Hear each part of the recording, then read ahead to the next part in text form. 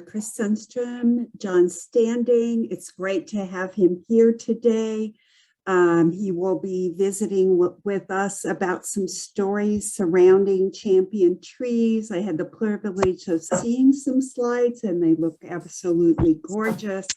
He's a biologist from Douglas County. And if you would like to learn more about trees from Jon, I noticed that Parks and Rec has him talking about the trees of the Ivan Boyd Arboretum on Sunday, October 24th from 2 to 3:30.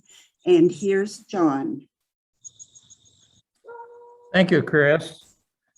I'd like to begin by thanking, Chris and also Sharon. Sharon has helped a lot with the technology of this, and we're all still learning that. In addition, I'd like to thank the other guys that are part of the Four Amigos. This is what the Forestry Service calls us. Stan Roth, Bob Rose, and Rick Spurgeon. And we, the four of us, measure trees a lot together. So the photographs here are all taken by Bob Rose, and I'd like to give him a special thanks for that. Okay, I'll start out with a definition of a champion tree. The champion tree is the biggest tree that we know of in its species in Kansas. And of course, it's always possible that there are some we don't know. The Champ Tree program is sponsored by Kansas State Forestry Service. And the purpose of it is to communicate with and educate the public about the importance of trees and to promote tree planting. So all of the states have a champion tree program, and there are even champion tree programs in other countries. In addition to the state championships, there is a list of national champion trees, and I'll have more to say about that later. A little bit about the history of the program. In Kansas, the champion tree program started in the 1960s, and it was first done by Steve Stevens, who has written one of the several books about the trees of Kansas.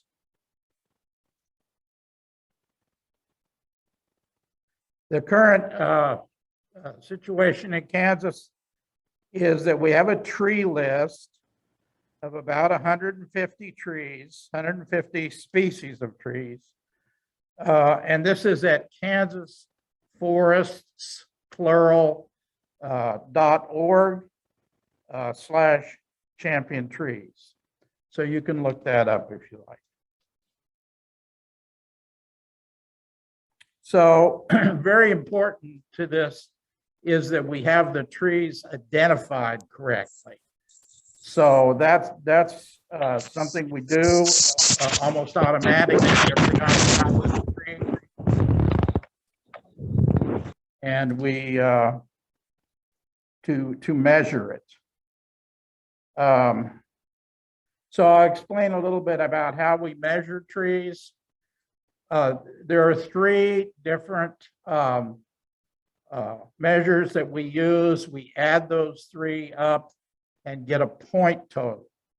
So the first of those is that we measure the circumference of the trunk at 4.5 feet off the ground in inches. So that turns out to be a pretty big number for a big tree. To that, we add the height of the tree in feet, and we have a special instrument called a clinometer, which we use to to cite, it's basically the trigonometry of a right triangle. And from that, we can estimate pretty closely the height of the tree. And the third figure, so that's in feet, the height is in feet.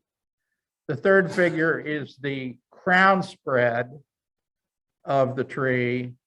Again, that is expressed in feet, but we divide that figure by 4 to make it relatively unimportant with respect to the height and the trunk circumference. So we take those 3 figures, convert them into points, add up the points, and what we end up with is, and this is what I tell people about this, a 200-point tree, between 200 and 300 is a big tree. A 300-point tree is a very big tree. A 400-point tree is a very, very big tree. And we have just a small number, several 500-point trees that we know about. And one of them is the one I'm showing in the picture here. This is a cottonwood that's in Lincoln, Kansas, in the city park. It measures more than 31 feet.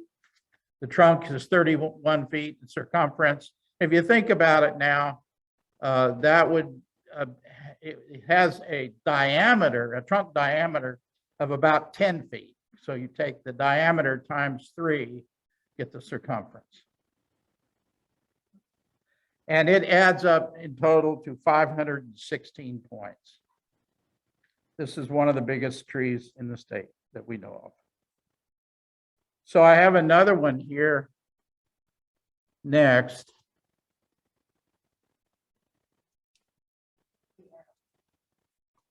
I'm not getting it.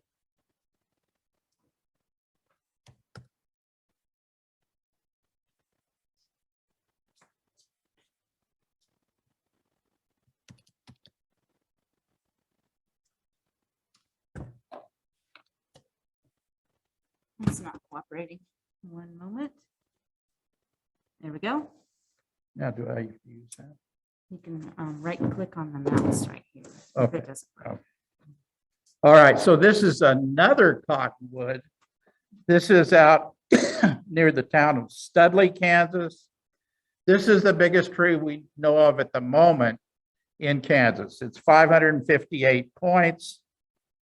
And it's interesting, there's a whole grove of really big trunked cottonwood trees out around Studley. And we're not sure why. We had a lot of ideas, and I don't really want to speculate on it now because I want to get to my stories. Even here in Lawrence, in North Lawrence and other parts of Douglas County, there are a handful of cottonwoods that are in the order of 400 points or more. Okay, so the next tree I want to discuss, and what I'd like to do here is just go through these species, and if somebody could tell me about 8 minutes before I need to stop, I'll just stop whatever I'm doing and go on to the last one, which is sort of the finale. Okay, this is this is an American elm, Ulmus americana, the most widespread native elm in North America. These trees, there aren't as many of these as there once were. First of all, sort of historically, they were logged quite a bit for building materials, the big ones. And later on, of course, we had Dutch elm disease come in and killed a lot of the big ones back in the 50s and 60s. But there are still a few around.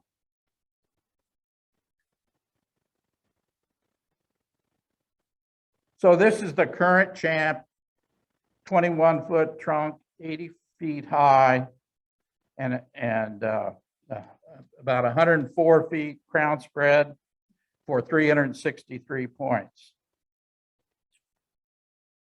I have my first story is associated with this tree.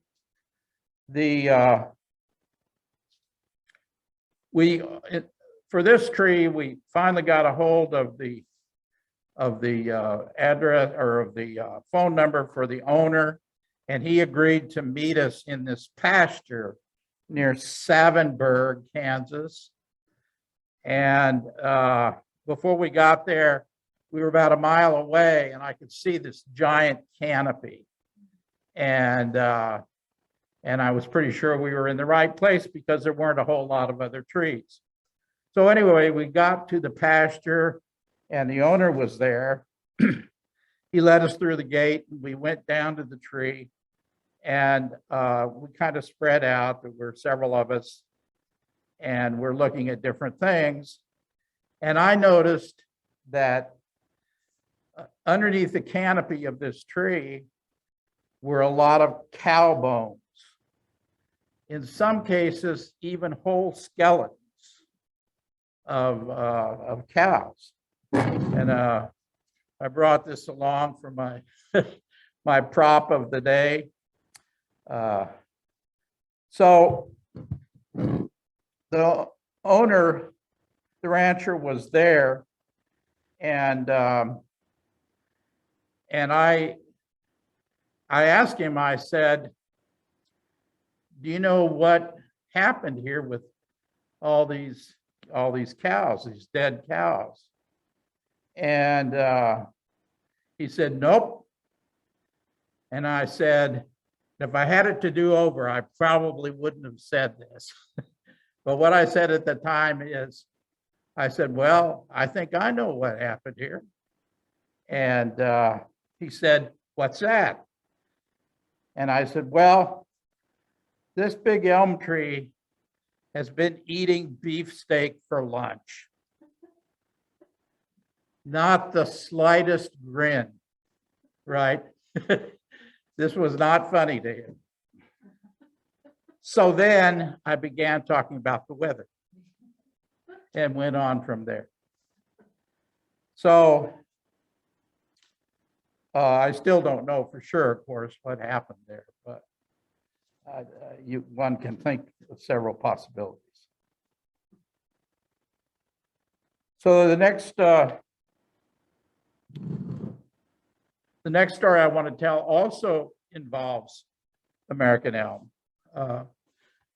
Mary and I were traveling between Ottawa and Lewisburg, and I forget what we were doing in Lewisburg, but we were on a mission of some sort.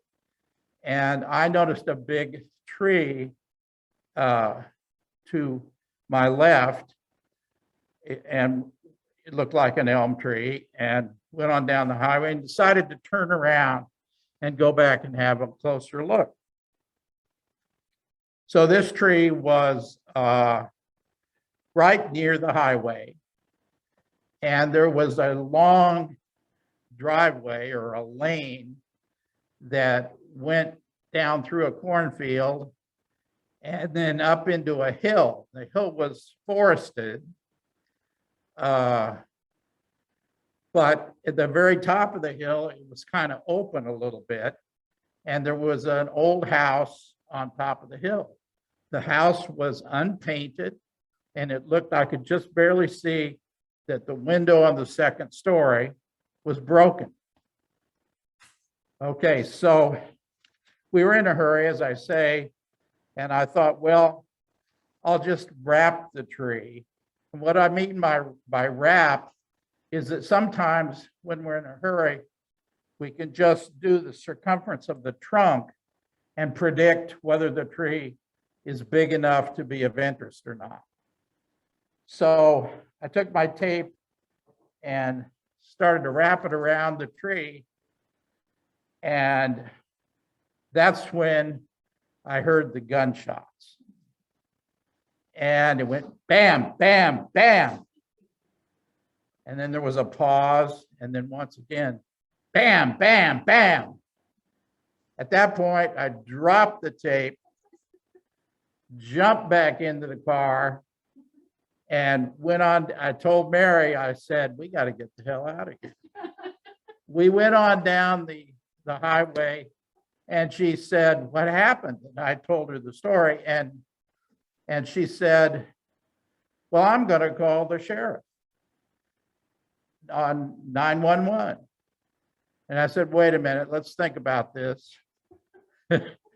We may not want to talk to the sheriff. He probably already knows about this situation and might even be in on the tape. So I think what we had there was a drug house, and the guys were probably firing warning shots to keep me away from coming up the driveway. I wasn't really anywhere near it. It was about a half a mile to the house, but so these are the kinds of things that happen in this tree measuring business. Okay. So this tree is a honey locust, a big honey locust. It's been the champion for a long time. It's up in Wathena in northeastern Kansas. And the story I have to tell about this, well, first of all, it's got a 22-foot trunk, and it's a 336-point tree. A lot of the really big trees will have 300 points or more. We don't have that many trees in Kansas. There are 400-point trees, and even fewer for 500. But the story on this tree, I've never actually measured this because somebody else always measured it first. We remeasure trees after 10 years. If they stay the champion for 10 years or more, we'll remeasure them. And anyway, I've never measured it, but I have visited it on several occasions because it's a beautiful big tree. And on this particular time, I was admiring it, and the owner came out of the house. He actually lives across the street. This tree is so big, by the way, that it gets clear out into the street. And he told me the story about this tree. He said that he had called the city to have them remove the tree because it was interfering with the sidewalk and the street and everything else. It was so big. And the city decided that it would be too expensive to take it down. So in the meantime, of course, it grew every year. And he said, furthermore, he said, I could have this tree cut down, but I can't afford it either. So this tree survives and grows because nobody can afford to cut it down.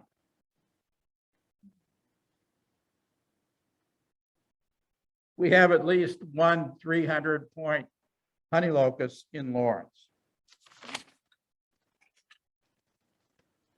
So now we have another locust called a black locust. And when I first heard about black locust trees, I didn't really know what they looked like. I wasn't sure. And there was supposed to be a champ black locust up in Hiawatha, Kansas. So one Sunday we drove up there, and my purpose was to learn what black locust trees look like. And I started looking this tree over. I found the tree, and the bark was wrong for a black locust. And then I looked at the leaf, and the leaf was wrong too. And so suddenly it occurred to me, this tree is misidentified. It's not a black locust after all. It turned out it was a honey locust. So So that's an example of sort of misidentification and why it's so important for us to get these trees identified right.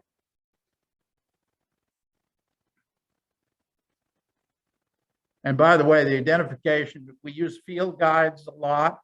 Sometimes we have an herbarium here in town, and sometimes we even go in and look at specimens.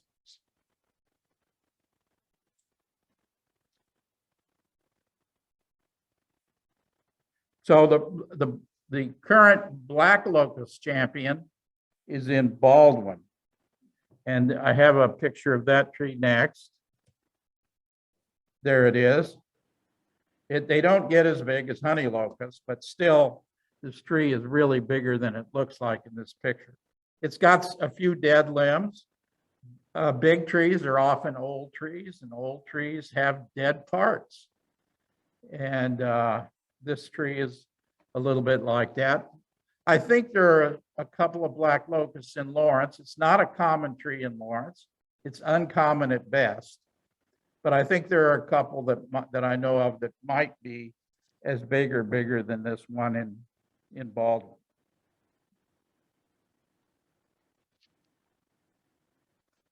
Okay, I'm going to move on to the next tree. So this is the champion Baroque in Kansas. It's really big and has been a champion for a long time. It's right in the front yard of that house. And again, I've never actually measured this tree, but I have appreciated it a number of times. And one of the times I was there, the owner came out of the house and we started talking about this tree. This, by the way, is in a little town called St. George, Kansas, which is just east of Manhattan. And so we went on and on about the tree. And then, you know, I was moving on to a different thought I had.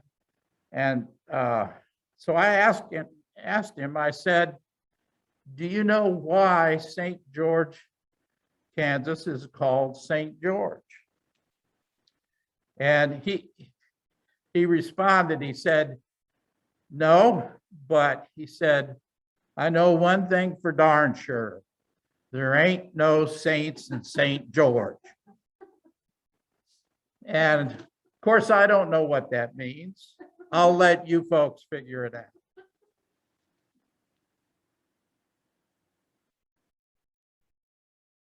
So we've measured a lot of other bur oaks. There's one near Burlingame, Kansas, that we measured. It was a very tall one and didn't have quite such a big spread. We were told by the owners who had been there for several generations, and this might be sort of historical legend, but in any case, this is what we were told. They said that the tree was planted when General Custer died at the Battle of the Little Bighorn. It was a memorial to his death. And this, I looked it up later, this would have been 1876. And so that would mean that the tree is 145 years old. And not this tree that's pictured now, but the one in Burlingame. So sometimes we learn a little bit about the history of things by doing this work. One other thing on bur oaks. Bur oaks, by the way, are the biggest oaks in Kansas. Wonderful big trees. But there was an owner in North Lawrence that repeatedly asked the state forester if somebody would measure her tree. And finally, we went over to measure the tree. It turned out it's a big, beautiful tree, but it's not anywhere near as big as the one shown here. And as we were leaving, we saw a for sale sign in front of the house. So we think probably she was attempting to increase the value of her property. So, you know, trees, to some people at least, can do just that. Of course, other people might see a big tree as a liability if they think it might fall on their house.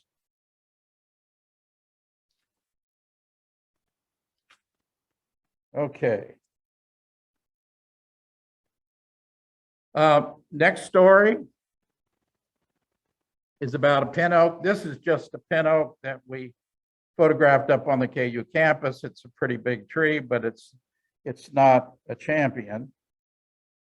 Pin oaks are actually not very common in the wild in this area. We're kind of on the western edge of their range, but for some reason there are a lot of big pin oaks in Lawrence, and it's unusual because you go to other towns and you might find a few, but not a lot of.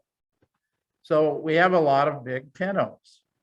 So one winter things were kind of slow, and I decided that I wanted to figure out what pin oak in Lawrence was the biggest pin oak.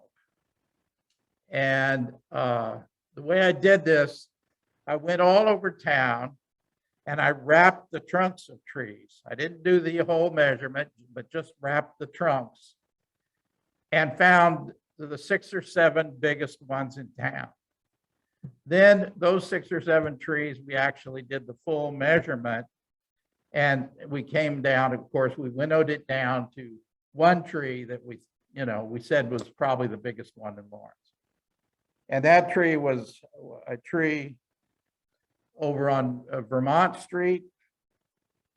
And it, sometime later, it blew down in a windstorm.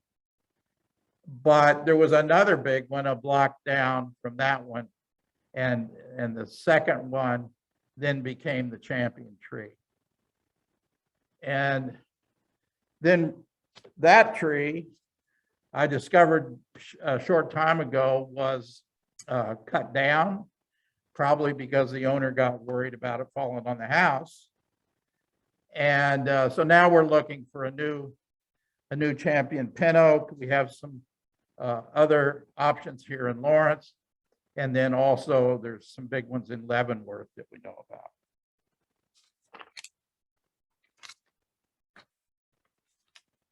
Okay. Next tree. So this is a Kentucky coffee tree. It's a former champ. It's out at the Maple Grove Cemetery in Lawrence. Beautiful trees. They make good trees. Now that we've lost all of our ash trees, or a lot of our ash trees, it's a possible alternative. So this tree was a 243-point tree, and the current champ is in the Weston Bend Bottoms, which is the biggest swamp in Kansas and also the biggest swamp on the Missouri River. It's up in Fort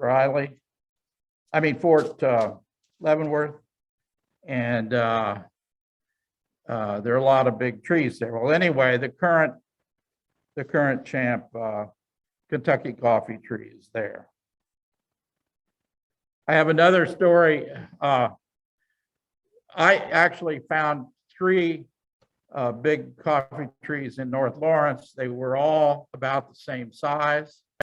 But at that time, the champion tree was a coffee tree down near Towanda, Kansas, just a little bit this way from Wichita. So I knew about this tree, but I went past the address for it several times, and it was very intimidating. There was a huge, tall wall around this property and a massive gate. that was always locked, and no phone or any way to get in touch with anybody. I didn't have a phone number at the time. So, we just didn't know how to get to it. Finally, I did get a hold of a phone number, and I made a call to the owner, and she said that it would be okay if we come and measure the tree sometime. So we arranged a time, and I was with the guys, and we had some other trees we were doing. Got to be kind of late in the day, and so I called her and I said, well, we're still planning to come over to measure that tree. And I think when she found out it was several guys, even though I told her we were all old men, she got a little worried, and she called her husband, who worked in Wichita. And by the time we got there, the husband was there, and that's fine.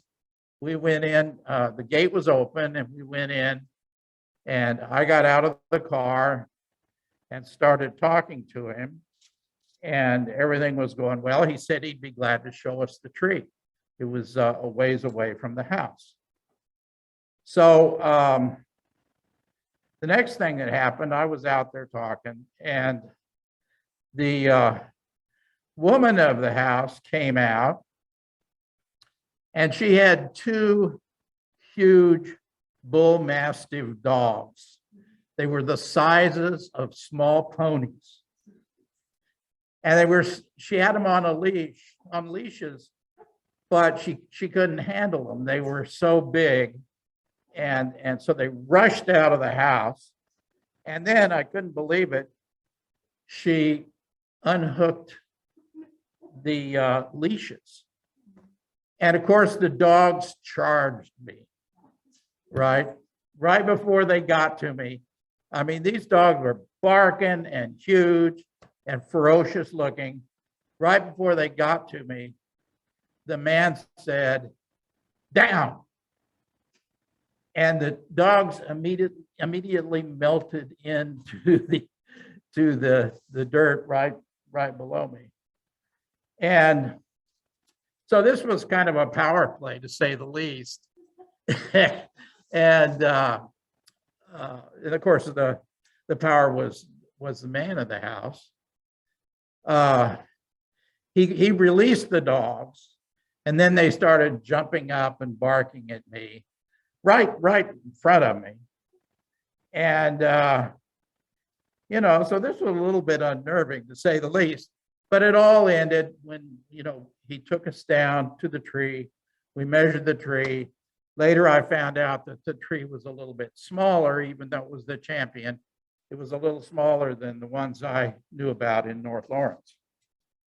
However, the story doesn't end, because we jumped in the car and started to come back to Lawrence. And I was in the back seat, and I was tired, probably emotionally exhausted from this encounter with these dogs. So I started to drift off a little bit, and I started to sleep while the guys were driving us home. And at that point, I kind of woke up, and I was itching, everywhere I was itching. And then I'd sleep again, and then I'd wake up and scratch again. And finally, it occurred to me what was going on. The dogs had a lot of fleas. And when they were jumping up next to me, those fleas jumped from the dogs to me. And so I was loaded with fleas. And when I got home, I told Mary as soon as I got in the door, and she told me to strip, took my clothes, put them in the laundry, and immediately sent me to the shower. And when I turned the hot water on, there were fleas jumping everywhere. So that's my story about the coffee tree. Okay, next.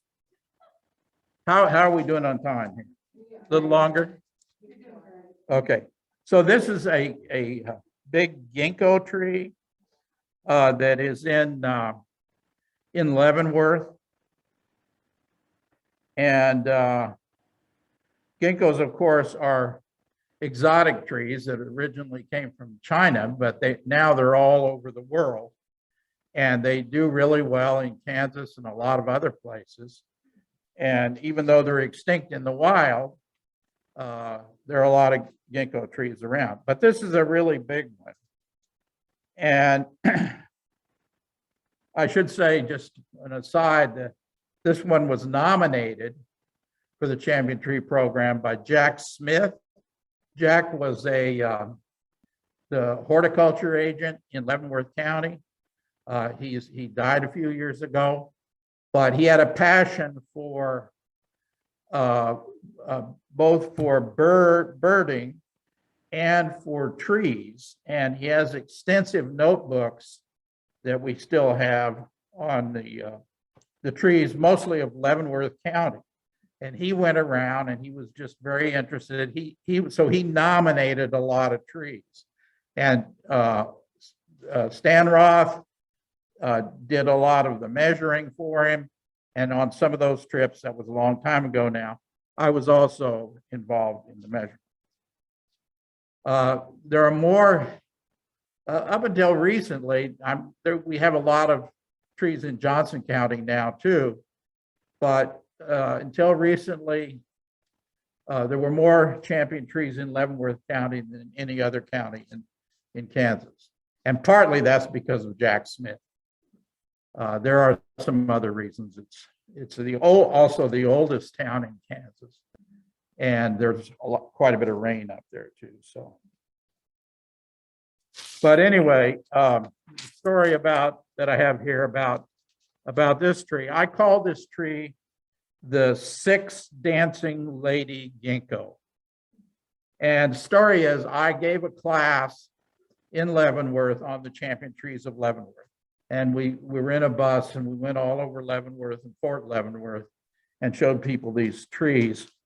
We ate lunch in a little cafe in downtown Leavenworth, and right after lunch, we looked towards this tree. Right before we got to the tree, there was a really old-fashioned Dairy Queen, and with the kind where you don't even walk inside, right? There's a window, and we bought ice cream cones for everybody on the trip. It was a hot day. It seemed appropriate to have an old-fashioned Dairy Queen. So we all had ice cream cones. And then a couple of blocks away was this tree on Broadway. So I took people up and I was pontificating about this big ginkgo tree. And, the people had eaten this ice cream. And a lady came over to me and she said, would it be okay if I go hug the tree? And I said, of course, go ahead and hug the tree. And so she went and hugged the tree, and I was continued to pontificate about the tree with my back turned to the tree. And then at some point I turned around and there were 6 ladies hand in hand dancing around this big ginkgo tree. So that's how big this tree was. It took 6 people with their arms linked to encircle it. And so they would dance one way and then back the other. I guess it's kind of like Ring Around the Rosie. And so that's why I call this the 6 dancing lady ginkgo tree. This tree is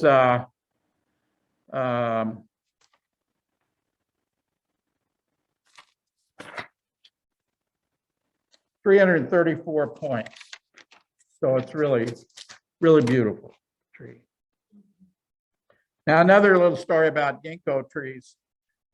We measured one in Fairway, Kansas, that was, the owner told us that it was planted in 1933, and he knew that because that's when the house was built. But the interesting story about it wasn't the biggest ginkgo. I mean, we've measured a number that were bigger than that one. But he said that a long time ago, he discovered, and of course we kind of know this, but that in the fall, ginkgo trees, the leaves turn yellow and they all fall at the same time within a day or two. And so this man discovered that and started to, and then they pile up underneath the tree, especially a tree with, hundreds of thousands of leaves. And so he started to invite the neighbors over. And for years now, there's been a neighborhood block party at this tree when the tree starts to lose its leaves.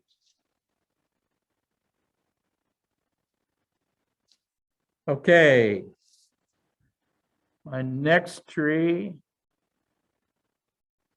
is a white mulberry. This was taken during the winter. It's near Mound City, Kansas, 328 points. These trees were introduced to North America from China also in the early 1600s and to Kansas in the 1880s for the silk industry. Silkworms, their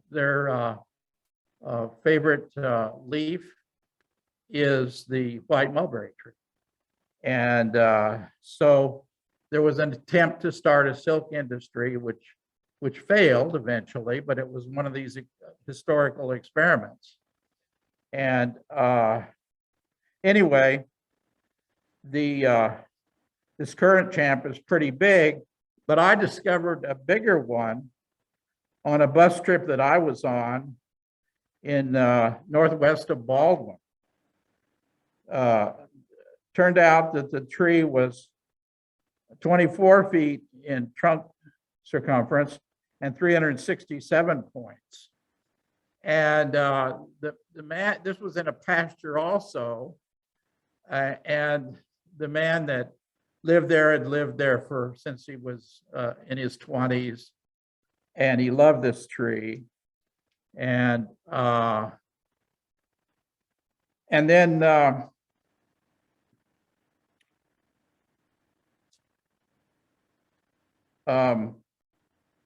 his name was Max. And I remember one time we took, after eventually the tree that I'm talking about became a national champion.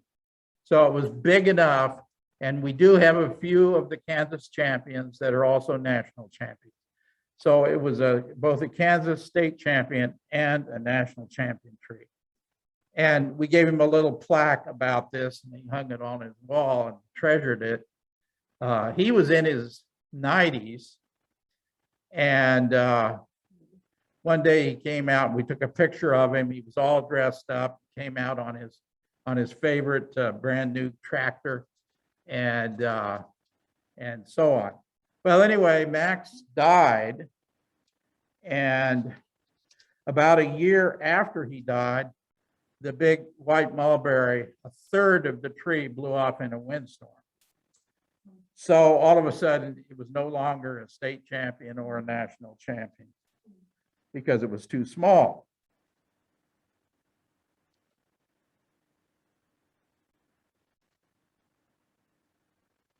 Okay.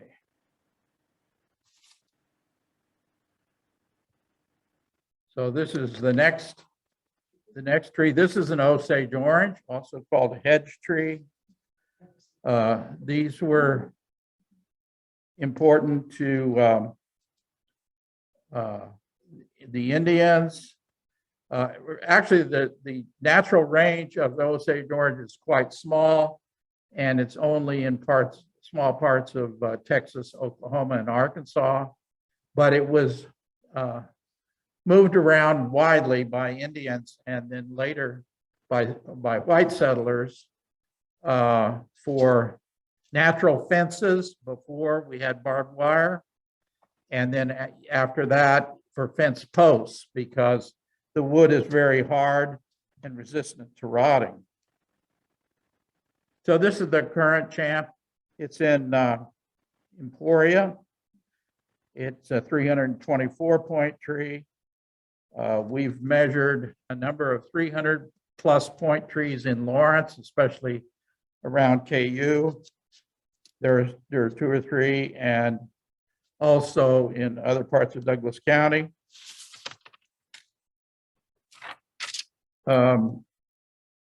One time we measured one in southern Douglas County that was along a barbed wire fence, and it was kind of difficult to measure it because of the barbed wire, which was running through the middle of the tree. But we got it measured, and there was a swampy area next to where the tree was. And I was wandering out in the swampy area, and I found a green ash tree that was also very big. And this is one of the things that we notice in this work, in this measuring. Sometimes when we find one champion tree in a neighborhood or out in the woods, there will be something else of interest right in the same area. So we often check the neighborhood where we go to measure these trees. Another story about Osage orange. We had a big one in Lawrence back of Oliver Hall on the KU campus.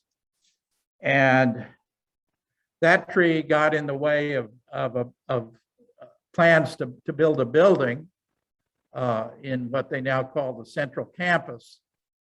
And so one day I was driving past it, and there were giant bulldozers and excavators, and they grabbed this tree by the branches and ripped it right out by the roots so that they could build a building. And this is, of course, usually what happens when trees are in the way of development.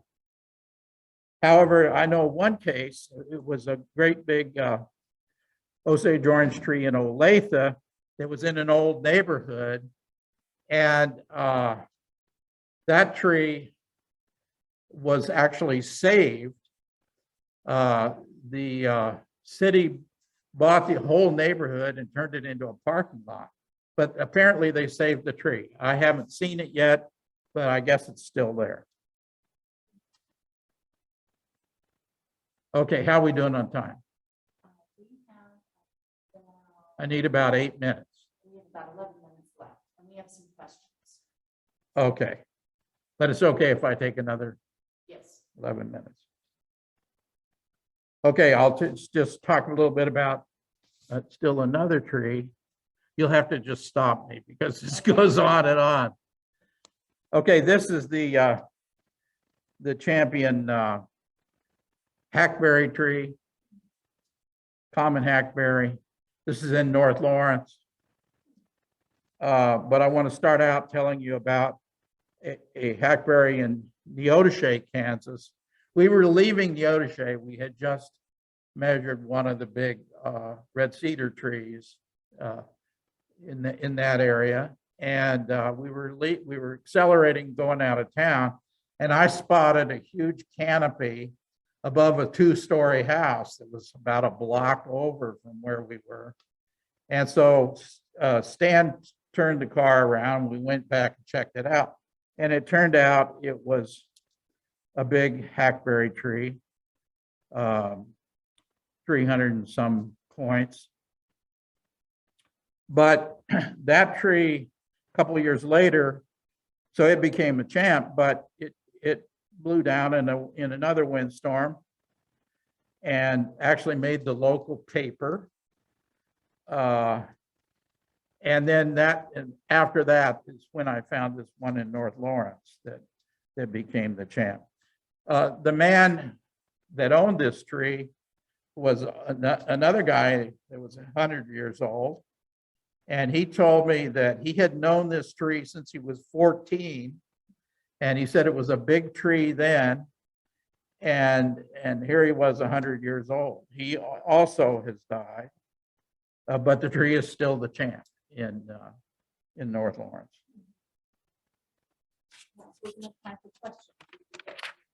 Okay, okay, I'm going to move on now to the story of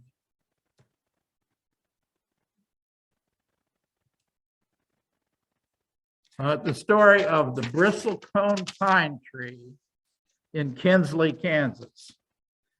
Okay, so this is not a bristlecone pine tree. This is actually the champion English oak that is in Kinsley, Kansas.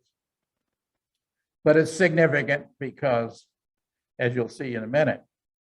Well, anyway, we were actually down checking out little walnut trees in the Red Hills south of Kinsley. Kinsley's kind of in west central Kansas. And one of the guys that I was with, Rick, said that one of the foresters had told him that there was a bristlecone pine tree in Kinsley. Well, I had just gotten back from California to look at the sequoia trees. And by the way, I'm glad I did look at the sequoia trees because some of the ones I looked at are gone now. But also we saw the bristlecone pine trees in the White Mountains of California at 10,000 feet. Very harsh environment and so on. But I did get a good look at bristlecone pine trees close up. So I kind of knew what they were like. And I thought to myself, wow, a bristlecone pine tree in Kansas, that's got to be interesting. So we drove up to Kinsley kind of on the way home. And all we knew was that there was a pink house, and on the northeast corner of the house was the bristlecone pine tree. So we had two cars and we divided up. One car went on the north side of the railroad tracks and the other on the south side, searching for a pink house. And of course, I was laser focused on the northeast corner of any pink house we would find. We thought that how many pink houses can be in Kinsley? There are only 1,400 people that live there. So anyway, it turned out there were lots of pink houses in Kinsley, Kansas. But you know, we could not find anything that looked like a pine tree on the northeast corner of the house. So basically we failed in our search. We couldn't come up with anything. One of the pink houses was near this English oak. And that turns out to be significant later in the story. So we came back to town and were unable to come up with that. But it bothered me for a couple of weeks, and also it bothered Bob Rose. And a few weeks later, we decided to go out and have another look. So we went out, and once again, we kind of divided up, and we looked all over town for a pink house and a bristlecone pine tree. Once again, we failed. A long trip out there, and we couldn't find the tree. So we came back to town, and a couple of weeks later, I got a call from Bob, and he said, I think I found the bristlecone pine tree. And what he had done was he went to MapQuest, and they've got these maps, satellite maps, and he looked through a lot of satellite maps and zooming in and out and so on for Kinsley, Kansas. And he thought he found a pink house with a pine tree on the northeast corner. So I took a look, and I had to agree that it looked pretty likely. And then I said, you know, Bob, I said, I know what pink house that is. I mean, at that point, I was an expert on the pink houses in Kinsley, Kansas. So it was the one right near this tree that I'd measured a couple of times before. So Bob and I arranged for a third trip out looking for the bristlecone pine tree. And we got there, we knew right where we were going.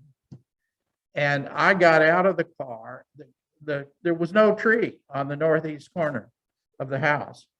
I got out of the car and got up close to the house. And there it was, the stump of the bristlecone pine tree. There wasn't much, I mean, there were no pine cones or anything, but there was a stump and it was, the bark and so on was still on it. And it was consistent with a small bristlecone pine. So that I found out later that what had happened was there was a bristlecone pine, and the lady that owned it took care of it, and it had the bristly pine cones and so on. And so in the ice storm, the tree had died. Somebody cut it down. The house was abandoned by the time I got there. And but what I'm showing here in this picture is a big bristlecone pine tree. And you've all seen pictures like this. And then there's a little one down there at the base of the tree. And that likely the one in Kinsley was pretty small when it died. All right, so I'll stop there. Thank you very much. Enjoyed talking to you. Well, thank you very much, John. We do have a couple of questions. So if you would repeat the questions in case I'm not coming through so clearly. If I could get my computer to cooperate here. It's being sticky. Well, I remember one of the questions up in the chat box, and it asked, so are there any restrictions if a tree is designated champion tree? Are there any kind of protections, official protections for that tree?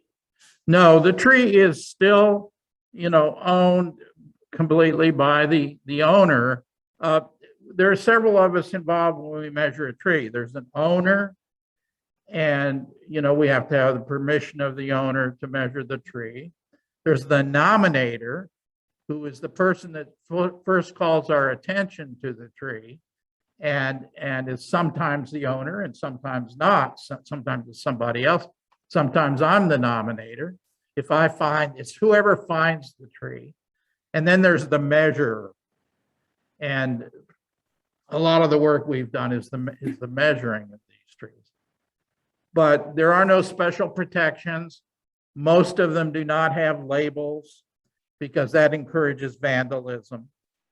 And they're just out there. There is the list, and there is some locality information on the list, but it's not very specific. And so sometimes maybe, roughly where the tree is, and you go to find the tree. But, finding the tree sometimes is pretty difficult. A lot of this work was done before GPS. We didn't have GPS coordinates and so on to find the trees. So. Great. And I do remember one other question, and then I'm going to have to turn this over to Chris, who can look for other questions because my computer is frozen. Okay. But one of them was about the book, The Hidden Life of Trees. Somebody wanted to know if you had read that book, The Hidden Life of Trees. Yeah, I've read the book, and my background is scientific, and it's that work is the scientists consider that pretty questionable stuff. So I'm not going to comment anymore on it. Yeah, and so Chris, if you would look for other questions, because I can't see them. Okay, I will. Somebody says they recall Osage orange was imported from Oklahoma Territory in the 1860s, but John would know for sure. I couldn't hear her at all. Oh, was the Osage orange, say that again, Chris, a little louder? Yes, was the Osage orange imported from Oklahoma in 1860? Well,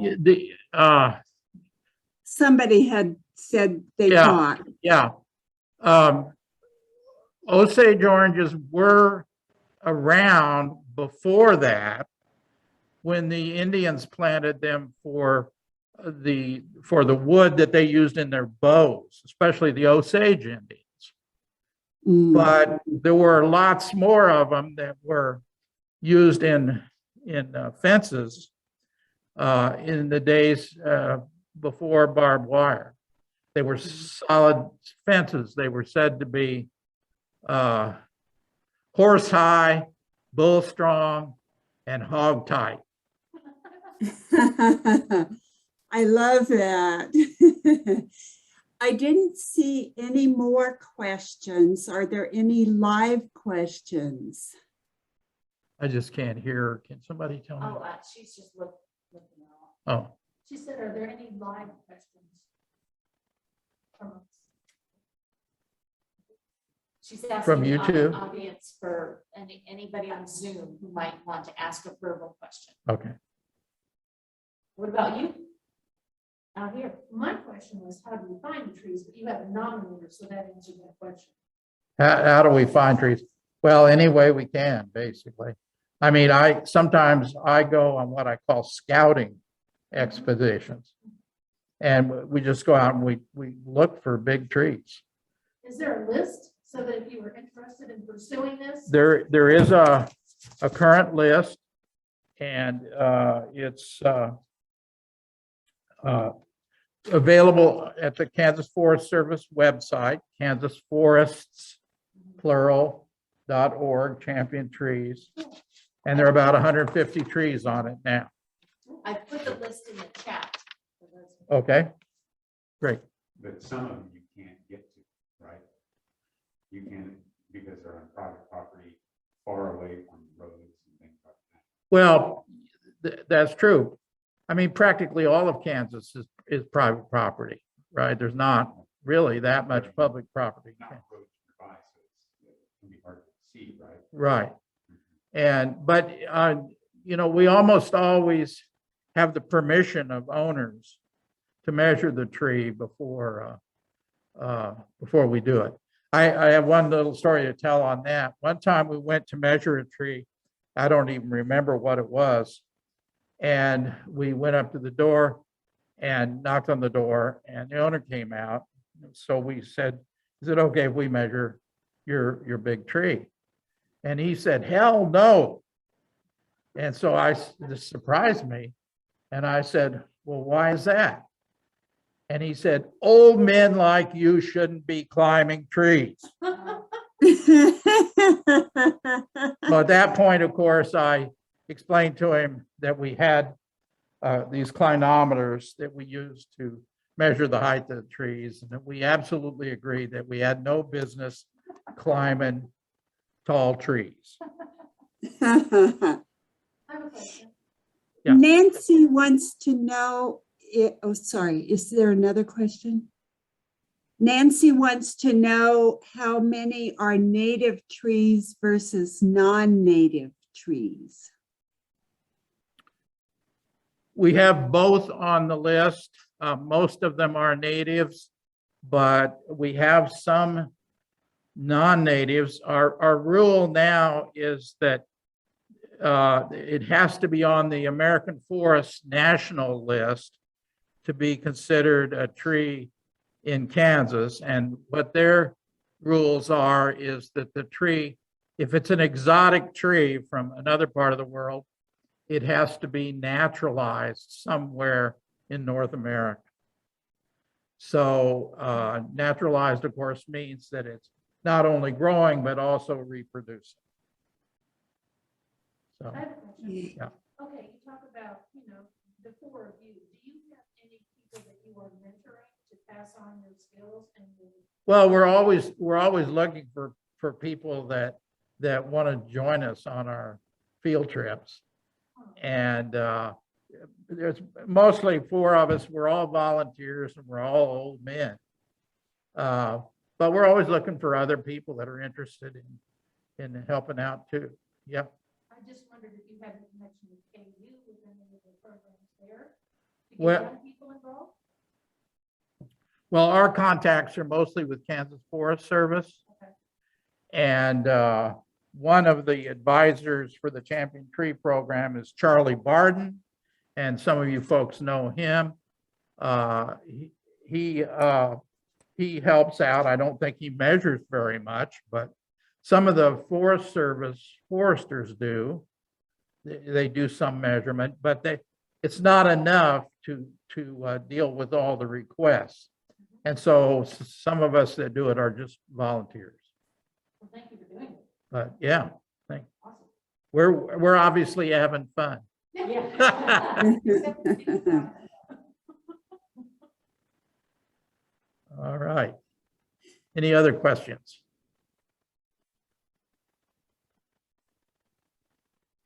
Well, thank you for having me. Thank you, Chris. Thank you so much, John.